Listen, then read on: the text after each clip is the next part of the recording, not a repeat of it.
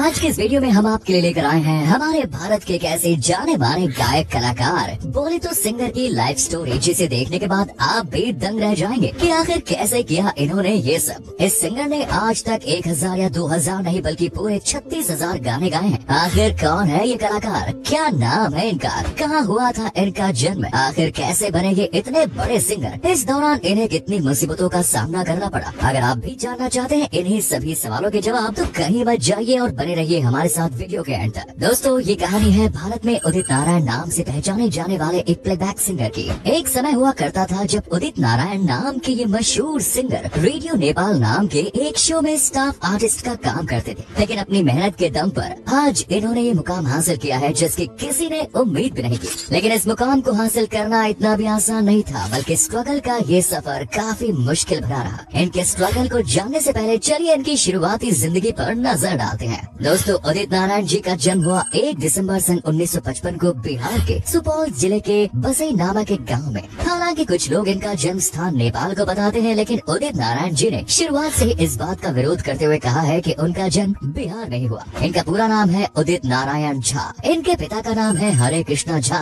वही इनकी माँ का नाम है भुवनेश्वरी देवी। वही बात करें इनके भाई बहन की तो ये अपने माता पिता की एक लौती औलाद है। उदित नारायण जी बचपन से ही अपने मामा जी के साथ रहते थे, वो भी नेपाल में, जिस वजह से इन्होंने अपनी शुरुआती पढ़ाई भी नेपाल के एक स्कूल से की। इस स्कूल का नाम है पीबी स्कूल यानी पब्लिक बिंदेश्वरी स्कूल, और यहीं से अपनी 10 तक की पढ़ाई कंप्लीट करने के बाद इन्होंने काठमांडू के रत्न राज्य लक्ष्मी कैंपस के जरिए अपनी 12वीं की पढ़ाई पूरी की। अब बात की जाए उदित नारायण के करियर की तो दोस्तों, इन्हें बचपन से ही सिंगिंग से काफी प्यार था। ये जब कहीं भी किसी भी सिंगर का गाना सुनते तो उसमें पूरी तरह से खो जाते, जिस वजह से इन्हें खुद पर पूरा विश्वास हो गया कि आगे बढ़ने के लिए इन्हें किसी और चीज की जरूरत नहीं, बल्कि इनके लिए सिंगिंग ही काफी है।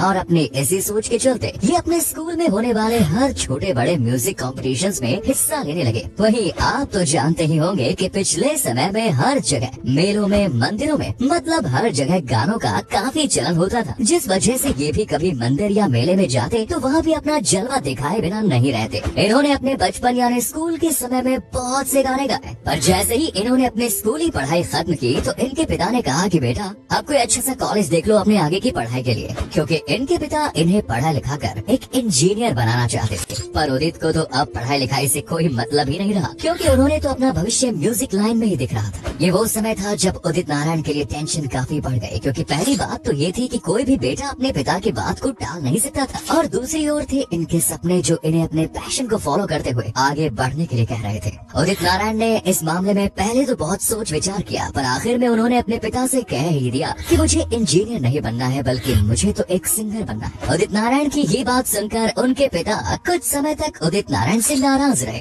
फिर उन्होंने सोचा कि अगर कोई अपनी मर्जी की चीज करना चाह रहा है तो कोई बात नहीं, उसे एक मौका तो देना चाहिए, क्योंकि जिस चीज में बच्चे का मन हो उसमें वो कभी असफल नहीं हो सकता।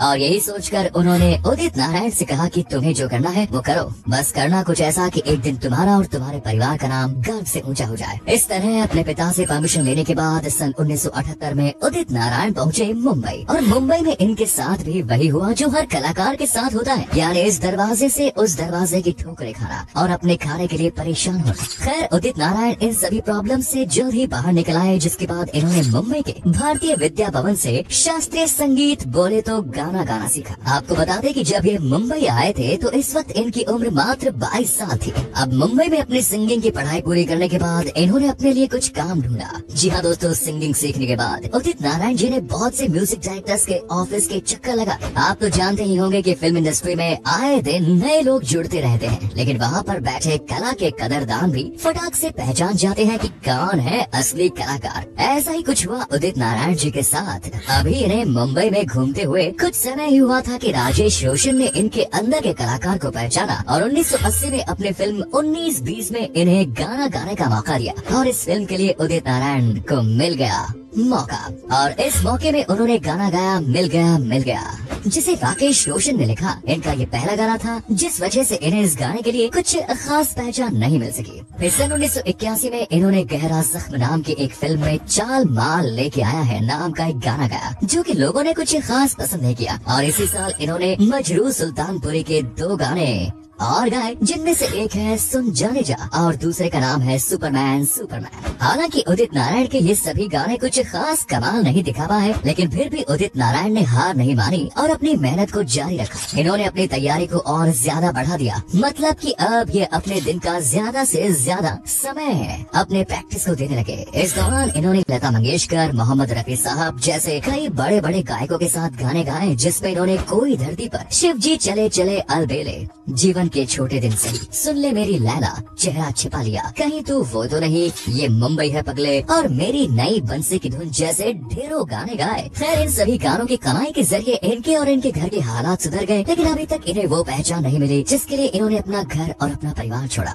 ऐसे ही कड़ी मेहनत के बाद इनकी जिंदगी में एक नया सवेरा आया 1987 में, जब कयामत से कयामत तक नाम की एक मूवी में इन्हें गाना गाने का मौका मिला। दोस्तों, आपने वो गाना तो सुना ही होगा, पापा कहते हैं बड़ा नाम करेगा। वो गाना इस फिल्म का था और उदित नारायण द्वारा ही गाया गया। ये फिल्म जितनी सुपरहिट रही उससे कहीं ज्यादा सुपरहिट रहे इस फिल्म के गाने। लोगों ने इन गानों को इतना ज्यादा पसंद किया कि उदित नारायण के ये गाने लोगों की जुबान पर से हटने का नाम ही नहीं ले रहे थे। बस यहीं से उदित नारायण को एक अलग पहचान मिली। इस फिल्म में दिए सुपरहिट गानों के बाद उदित नारायण ने कभी पीछे मुड़कर नहीं देखा। खैर, अभी तो ये सिर्फ छोटी सी शुरुआत थी, क्योंकि दोस्तों उदित नारायण ने इसके बाद भी बहुत सी सुपरहिट सॉन्ग दिए, जिनमें नाना करते प्यार, मुझको है मालूम, मिश्री की डाली है नरूप तेरा, जिंदगी से जब मिले अजनबी, सुन ले ओ दाता, पलट पलट कर, क्या करते थे साजना, ये प्यार की पहली नजर, राम लक्ष्मी की जोड़ी जैसे ढेरों गाने गाए। बात करें इनके द्वारा गाए कुल गानों की, तो दोस्तों इन्होंने 1987 के बाद से गानों की लाइन ही लगा दी। जी हाँ, इन्होंने अब तक 3600 से भी ज्यादा गाने गाए हैं, वो भी 36 अलग अलग भाषाओं में, जिनमें हिंदी, कन्नड़, तमिल, तेलुगु, बंगाली, उड़िया, भोजपुरी, मलयालम, नेपाली, बाघेली जैसी और भी कई भाषाएं हैं। वैसे आपको बता दें कि उदित नारायण ने आज भी अपने काम से छुट्टी नहीं ली है और उम्मीद है कि आगे भी वो